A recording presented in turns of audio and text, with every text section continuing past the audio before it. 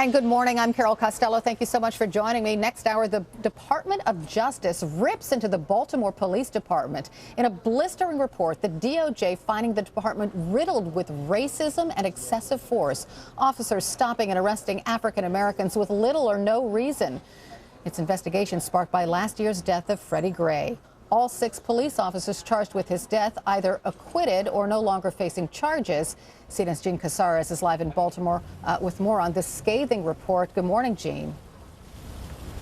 It really is. And we've got to remember, this report and investigation is focused in on the Baltimore Police Department, not Freddie Gray. A separate investigation by the Department of Justice is currently taking place in regard to any violations of Freddie Gray.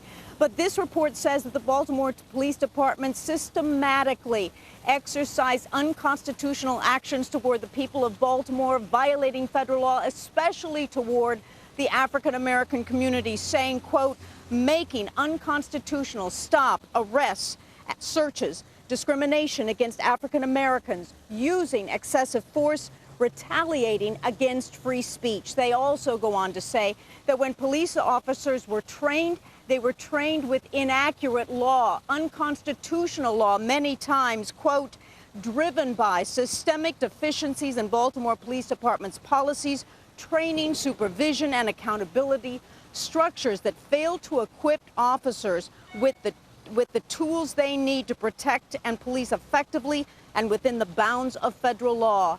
There are many charts and diagrams in this report. You see one right here, pedestrian stops per 1,000 residents, 2010 to 2015. You see how many more African Americans were stopped rather than the white population. They say there are 2 Baltimores, the white Baltimore and the African American Baltimore, and that African Americans are targeted on stops, searches, and arrests. Quote, 10 people stopped at least 10 times or more. Of those 410 people, 95% were African American. 1 African American man stopped 30 times. He was never criminally charged. And Carol, that was for loitering or trespassing. It's just unbelievable, Jean. Jean, I just want to take a moment and I want to read a portion of the DOJ's report about a woman who was publicly strip searched following a routine traffic stop for a missing headlight. Here's what the DOJ says the officers did after pulling her over for that broken headlight. Quote, this is from the Department of Justice report. Officers ordered the woman to exit her vehicle, remove her clothes, and stand on the sidewalk to be searched. The woman asked the male officer in charge, I really got to take all my clothes off? The male officer replied, yeah, and ordered a female officer to strip search the woman. The female officer then put on purple latex gloves, pulled up the woman's shirt, and searched around her bra. Finding no weapons or contraband around the woman's chest, the officer then pulled down the woman's underwear and searched her anal cavity. This search again found no evidence of wrongdoing, and the officers released the woman without charges. Indeed, the woman received only a repair order for her headlight. The search occurred in full view of the street, although the supervising male officer claimed he turned away and did not watch the woman disrobe. After the woman filed a complaint, Baltimore investigators corroborated the woman's story with testimony from several witnesses and by recovering the female officer's latex gloves from the search location. Officers conducted this highly invasive search despite lacking any indication that the woman had committed a criminal offense or possessed concealed contraband. The male officer who ordered the search received only a simple reprimand. Jean, that's mind-boggling.